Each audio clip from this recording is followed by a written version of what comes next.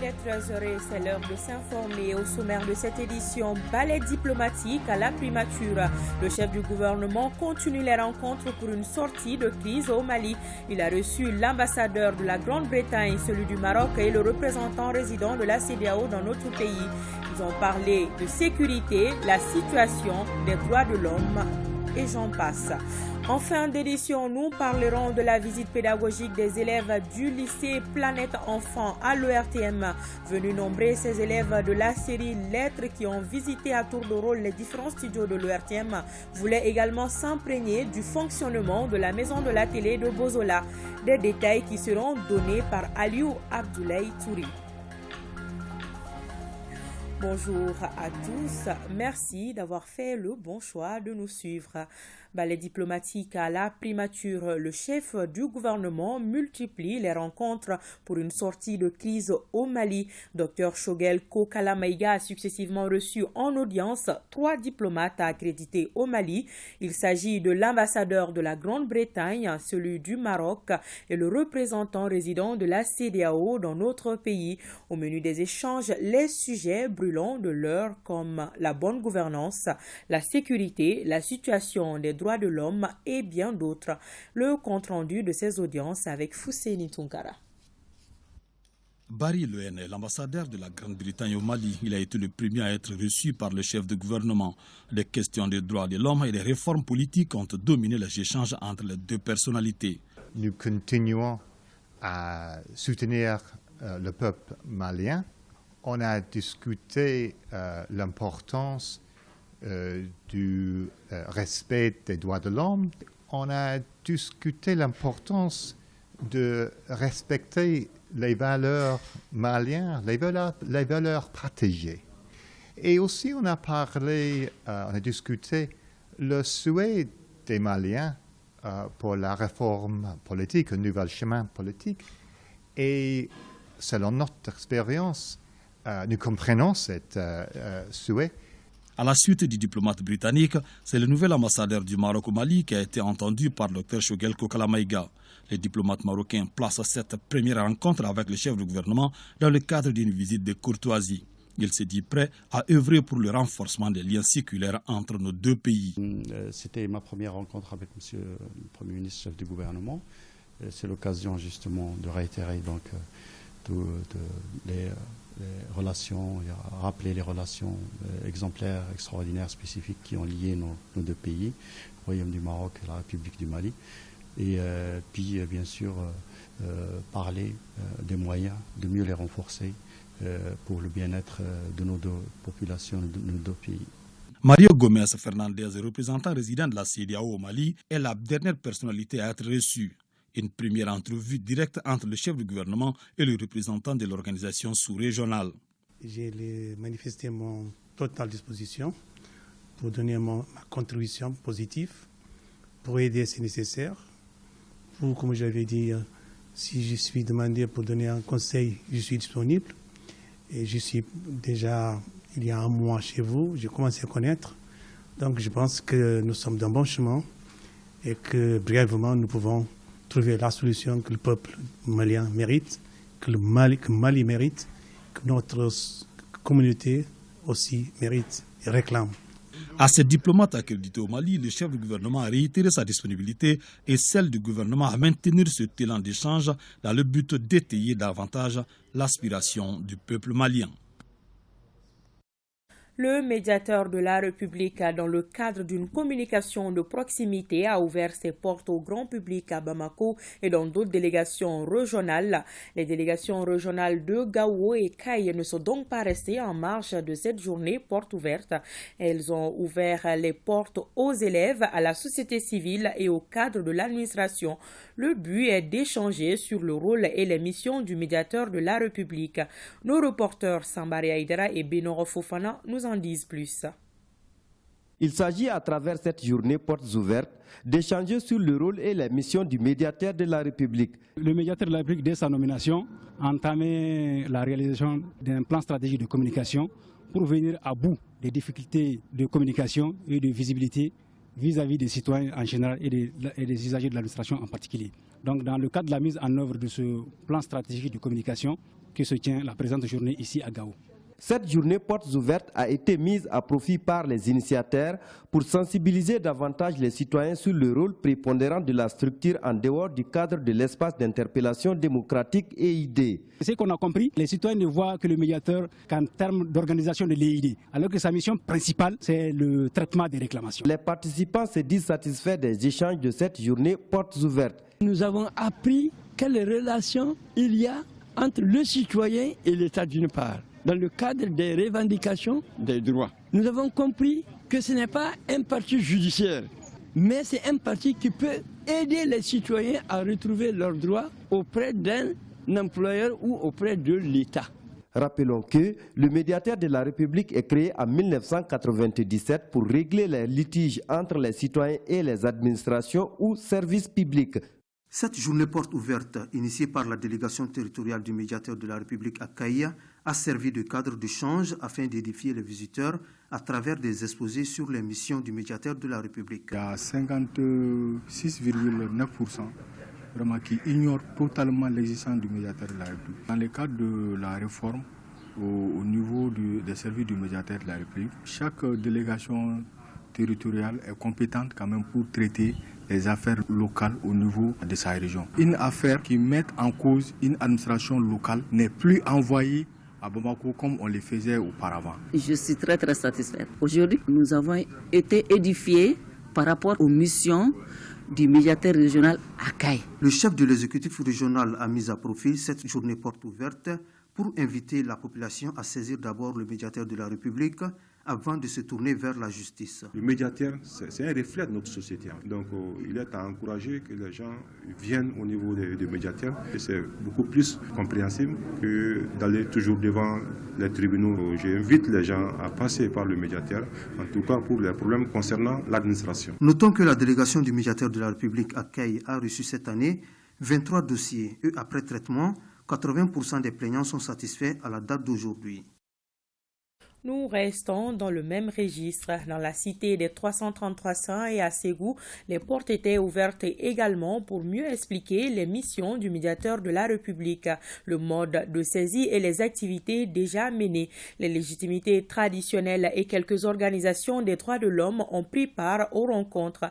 Les précisions de Yeya Tandina et de Honoré Chenou.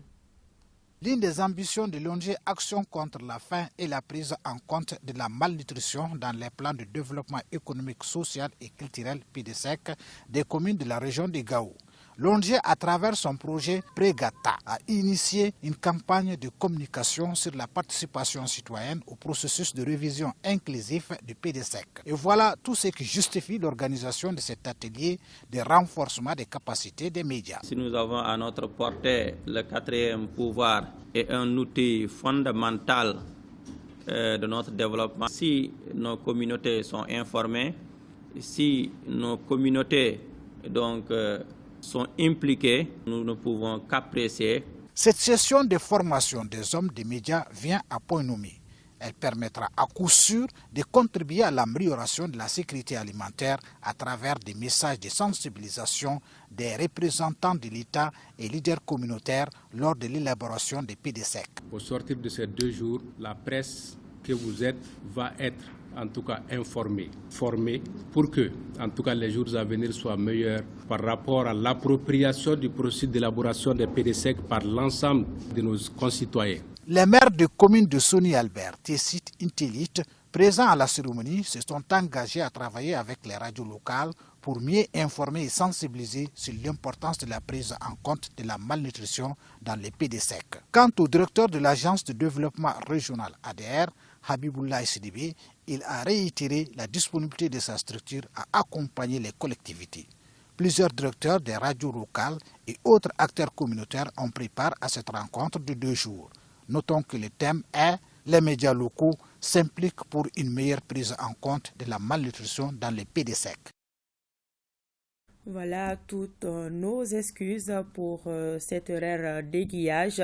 Vous l'aurez compris, il s'agissait plutôt de l'atelier ouvert dans la cité des Askia, un atelier initié pour renforcer les capacités des médias sur une campagne de communication sur la participation citoyenne au processus de révision inclusive des PDSEC des communes. Et nous reviendrons sur l'activité du médiateur de la République dans la cité des 333 Saints et à Ségou. Faire connaître les services du médiateur de la République, son mode de saisine et ses prérogatives sont entre autres quelques objectifs visés par cette journée porte ouverte. Il est un recours pour le citoyen et un conseil pour l'administration. Il reçoit les réclamations des citoyens durant toute l'année et les interpellations adressées au gouvernement au cours de l'EID. Le médiateur de la République est au sein de ce service a en plus de l'administration, la direction des réclamations, la direction des archives et de la documentation. Cette journée a permis aux invités de découvrir une structure dédiée aux citoyens et à l'administration à travers une projection, enrichie par des propositions pour une meilleure appropriation du service. Il faudrait absolument des journées comme ça, que ce soit porte ouverte, que ce soit des conférences, au moins pour impliquer les populations qui sont en train de subir ou bien de vouloir interpréter certaines choses. Il y a beaucoup de citoyens qui ne connaissent pas le médiateur de service, donc c'est l'occasion de le découvrir pour les saisir en cas de besoin. Occasion mise à profit par les organisateurs de remettre à chaque participant un support pour la visibilité et des rapports de 2017 et 2019. Faire connaître aux citoyens le rôle, les missions et les services du médiateur de la République afin de rapprocher les esprits, c'est tout le sens de cette journée porte ouverte de la délégation régionale de l'institution à Ségou. Elle s'inscrit dans la dynamique de sensibilisation et de communication sur les rôles et missions des services du médiateur, un vecteur clé de la politique du médiateur de la République. En plus de l'exposé sur l'historique des créations du médiateur au Mali, les différents rapports validés par l'autorité suprême, des actes de l'espace d'interpellation démocratique et autres documents archives sont mis à la disposition du grand public pour davantage de connaissances des services du médiateur de la République. Je ne doute point que chacun et chacune d'entre vous sera un vecteur de diffusion de la raison d'être du médiateur de la République pour le rayonnement et le triomphe de l'état de droit et de la démocratie dans la perspective de l'avènement du Mali croix. Aussi, des communications sont faites par rapport aux procédures d'accès aux différents services du médiateur de la République. Voilà, les comptes rendus sont de Yeya Tandina et de Honoré Tchenou. En 5e région, le mouvement Ambicor, autrement dit, nous sommes avec toi, vole au secours de 100 personnes vulnérables de la ville de Sikasso. Il a remis du riz, du sucre et de l'huile à des personnes âgées, des veuves et des personnes en situation de handicap. La cérémonie est organisée en partenariat avec la mairie de la commune urbaine de Sikasso. Le compte rendu de Moustapha Doumbia et de Amadou Dolo. C'est une opération de distribution de vivres initiée par le mouvement politique et citoyen Ambicor en partenariat avec la mairie de la commune urbaine de Sikasso. Les gestes concernent 100 personnes vulnérables, parmi lesquelles des personnes âgées, des veuves et des personnes handicapées. Et cette opération Sonakari a été initiée et financée par la présidente du mouvement Ambicor, Fatoumata Batoul-Niani. L'objectif, c'est de permettre aux personnes qui en ont besoin, parce que le pays là où nous sommes aujourd'hui, le pays a besoin de ce genre de choses. Chaque bénéficiaire a reçu 25 kg de riz, 5 litres d'huile et 5 kg de sucre. Une initiative de haute portée eu égard à la situation générale du pays. La vie est très chère en ce mois de Ramadan. Donc, tout don est aujourd'hui capital, quelle que soit sa valeur. Nous remercions les initiateurs et que Dieu les bénisse. C'est une initiative qui est tirée de nos fondamentaux. Mais dans ces dernières années, nous avons tendance à abandonner ces pratiques. Or, c'est des pratiques qui vraiment consolident nos liens. Ambiko, mouvement politique et citoyen pour l'épanouissement des jeunes, est présent à Sikasso depuis environ 2 ans, selon son coordinateur régional. Comme mentionné dans les titres, les élèves du lycée Planète Enfants étaient en visite pédagogique à l'ERTM, une visite qui a permis aux apprenants de faire le tour de nos différents studios. Ils ont par la suite eu des détails sur le fonctionnement de l'ERTM. L'idée est de susciter un certain intérêt pour le journalisme, surtout aux élèves de la série Lettres. Les détails sur cette visite avec Aliou Abdoulaye Touré. La première étape de cette visite a commencé par la bandothèque où des explications nourries sur les archives sonores ont été données par l'administrateur des arts et de la culture. Quand les élèves sont venus avec le proviseur, je leur ai expliqué qu'ici, c'est là où les archives sonores sont conservées. Donc, je suis un peu entré dans les détails en ce qui concerne les folklores de toutes les ethnies du Mali. Il y a aussi les orchestres du Mali. Il y a aussi l'ensemble des discours des présidents qui se sont succédés. Voilà en grosso modo ce que j'ai expliqué aux élèves. Ensuite, direction les studios d'enregistrement et les studios filmés de la radio nationale et de la radio Chaîne D. La dernière étape a conduit les élèves du lycée Planète des Enfants à leur thème 1. D'abord dans la salle VTR ou la salle de commande. Ensuite, s'en est suivi la visite des salles de montage et enfin le studio Baba Dagamaïsa. À chaque étape de cette visite, des explications très détaillées ont été données aux visiteurs du jour. À l'issue de cette visite, les élèves du lycée Planète des Enfants sont satisfaits. Nous avons vu plusieurs choses, notamment comment se passaient les émissions radio et télé, comment ils sont organisés. Nous avons vu que les femmes sont beaucoup mises en avant et je pense que c'est un grand pas vers le Malikoura. Cette visite a été très fructueuse pour nous. On a appris beaucoup de choses quand même sur l'ORTM, ce qui se passe à la télé, ce qu'on voit tous les jours à la télé, quoi. C'est désormais des élèves très outillés sur le travail des hommes des médias qui ont pris congé de l'ORTM. C'est tout pour cette édition. Ne décrochez pas, restez en compagnie de nos programmes.